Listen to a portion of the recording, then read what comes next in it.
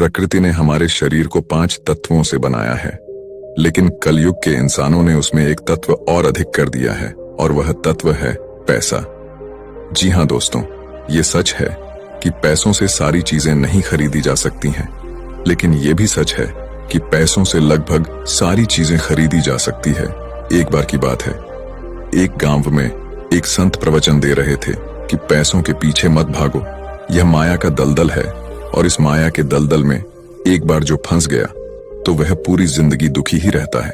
और ये सुनकर वहां बैठे सभी लोग इसी बात पर तालियां बजा रहे थे। उन्हें यह बात नहीं पता थी कि यह संत इसी बात को बोलने के लिए पैसा लेता है।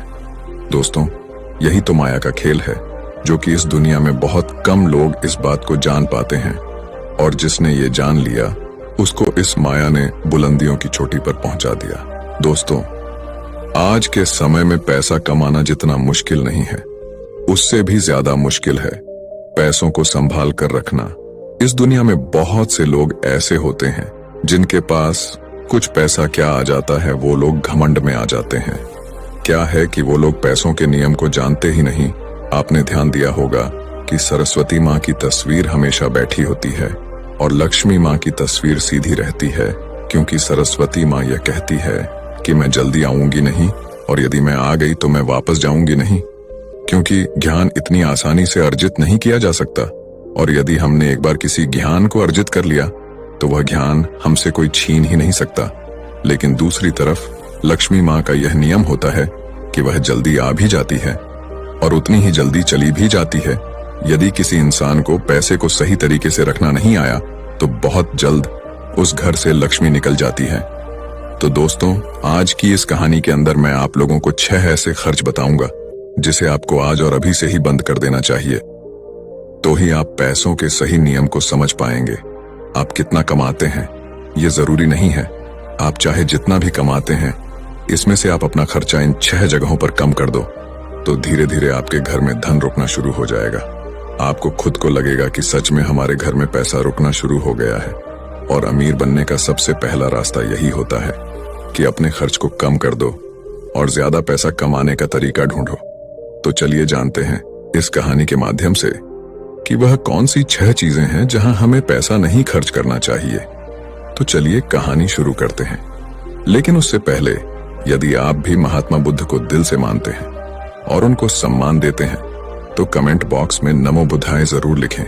आपकी प्रतिक्रिया हमें सकारात्मक ऊर्जा प्रदान करती है।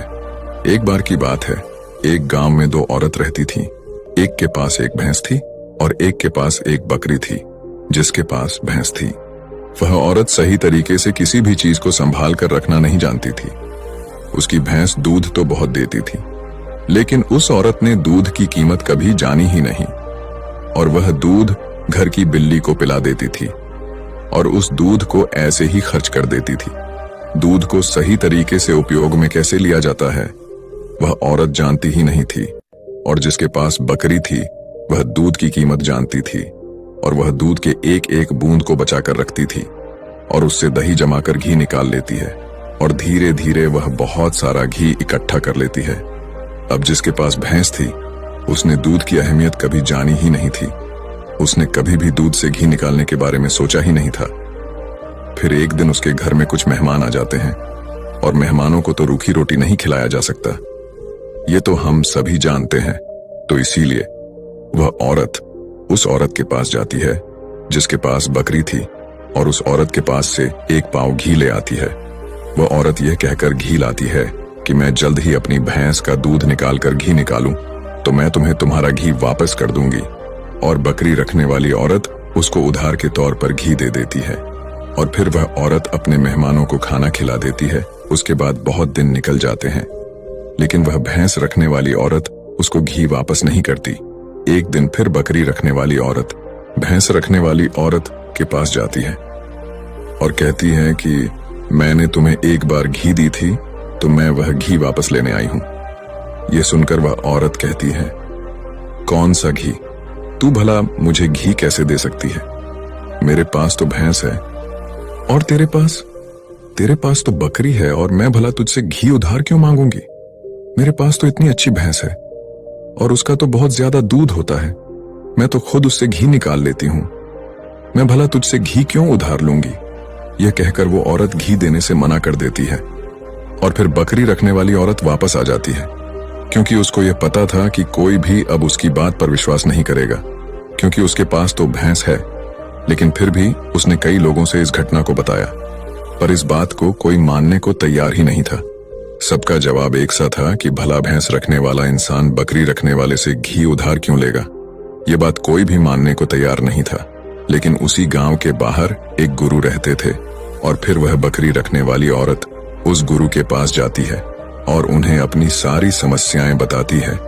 उसके बाद उस गुरु ने भैंस रखने वाली औरत को अपने आश्रम में बुलाया और फिर वह औरत भी उस गुरु के पास पहुंच जाती है और वह भी अपनी बात बताते हुए कहती है कि गुरुदेव ये झूठ बोल रही है, मेरे पास तो भैंस है और भला मैं इसे घी क्यों लूंगी। अब उस गुरु को इसका फैसला करना था कि क्या सच में भैंस रखने वाली औरत बकरी रखने वाली औरत से घी उधार ली है या नहीं, क्योंकि बकरी का दूध तो बहुत कम होता है और भैंस का दूध तो बहुत ज्यादा होता है। तो क्या जरूरत हो गई कि एक भैंस वाली को बकरी वाली से घी उधार लेना हुआ। अब गुरु बहुत देर सोचते हैं और उसके बाद दोनों औरतों को अपने पास बुलाकर एक एक लोटा पानी देते हुए कहते हैं कि यह पानी लेकर जाओ और दोनों ही अच्छे से हाथ पैर धोकर आओ। अब एक लोटा पानी देखकर भैंस रखने वाली औरत कहती है कि गुरुदेव सिर्फ एक लोटा पानी से हाथ पैर कैसे धो पाऊंगी। लेकिन बकरी रखने वाली औरत उस लोटे को लेकर चली जाती है और वह अच्छे से अपने हाथ पैर धोती है और उसके बाद भी वह लोटे के अंदर कुछ पानी बचा भी लाती है और वापस गुरु के पास आ जाती है।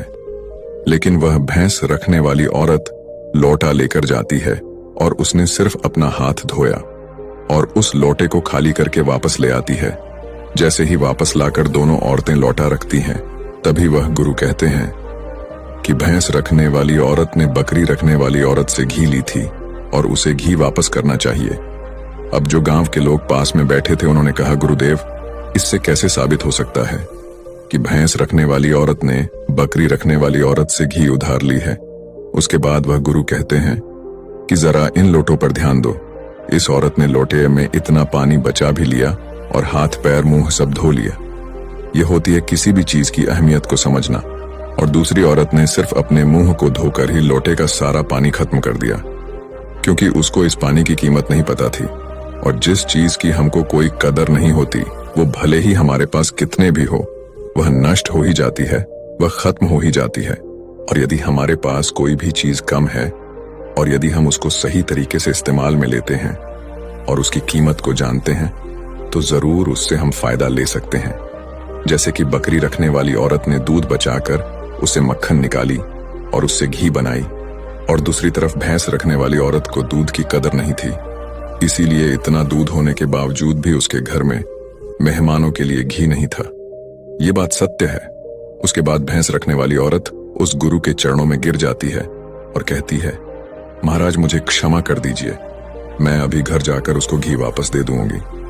उसके बाद वह गुरु कहते हैं कि बूंद बूंद से सागर भरता है। हमारे पूर्वजों ने यह कहावत यूं ही नहीं बनाई कि हमारी छोटी छोटी बचत हमारे भविष्य में एक महत्वपूर्ण लाभ बनकर हमें मिलती है, और यह बात बहुत ही कम लोग जान पाते हैं। और यही बात हमारे घर में लक्ष्मी पर लागू होती है।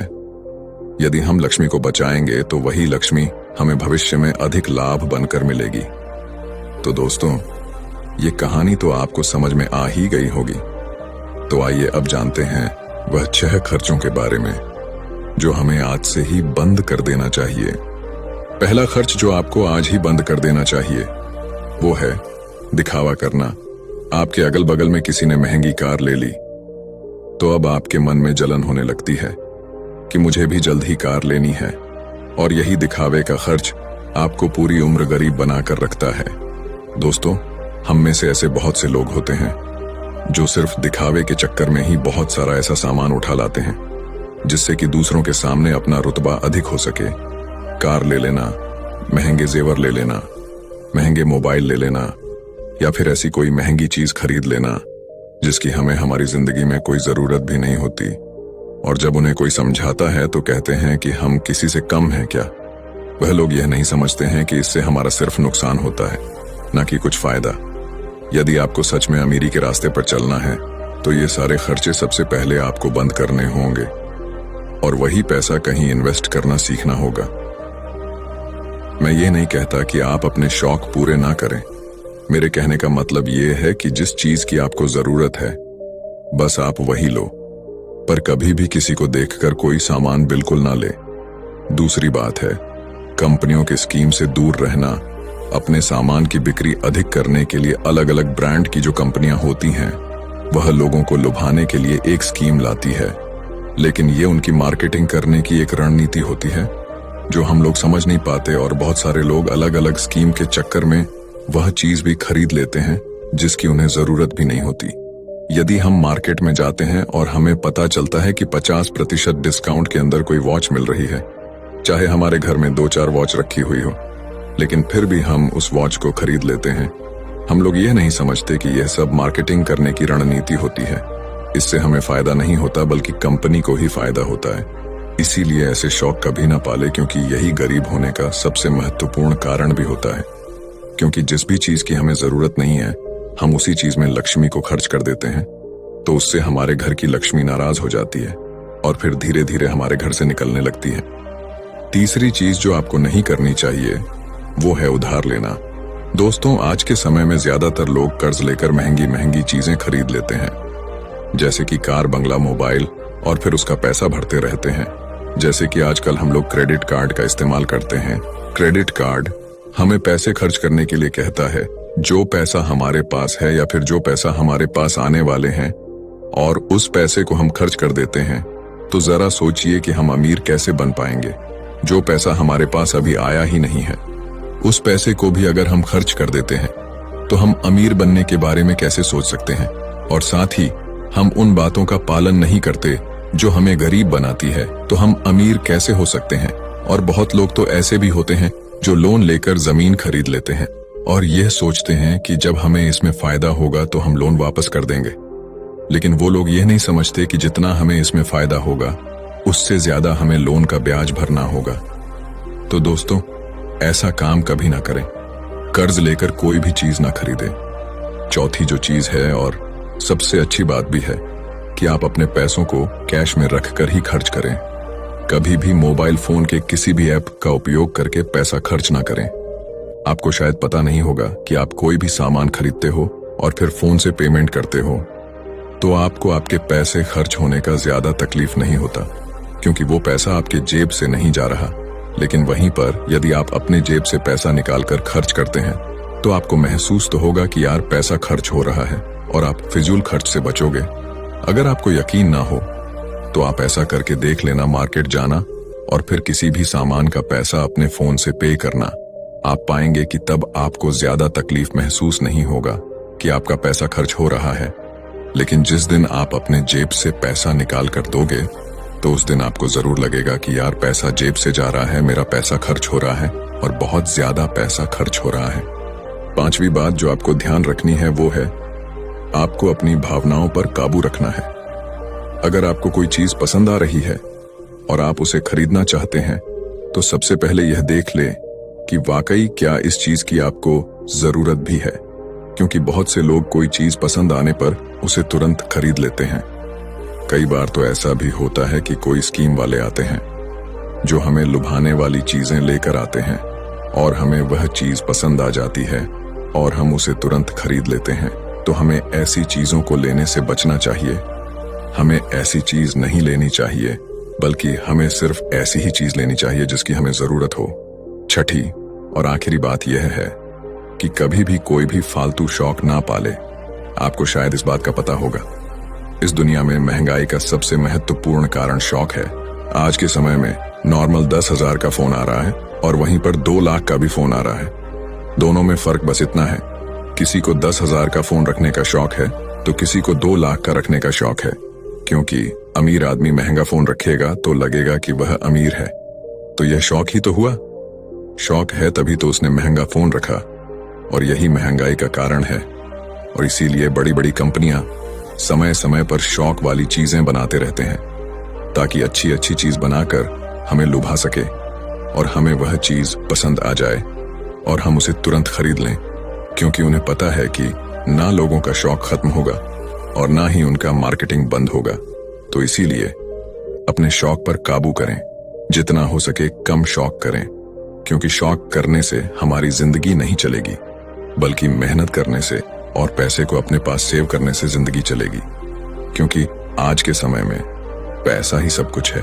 भले ही आज के समय में हमसे कितने भी लोग यह बात कहते हैं कि पैसा ही सब कुछ नहीं होता, लेकिन यदि उनकी जिंदगी में सही तरीके से ध्यान रखकर देखा जाए तो उनके लिए पैसा ही सब कुछ होता है। वह पैसों के लिए ही इधर उधर भाग रहे हैं और हमें कहते हैं पैसों के पीछे मत भागो। तो दोस्तों, इस वीडियो में मैंने कुछ फिजूल खर्च बताने की कोशिश की है ताकि उन खर्चों को आप कंट्रोल में कर सकें और आपके पास पैसा बचे और जरूरत के समय वह पैसा आपके काम आ सके। और वह पैसा जब जरूरत के समय हमारे काम आता है तो हमारे दिल को जो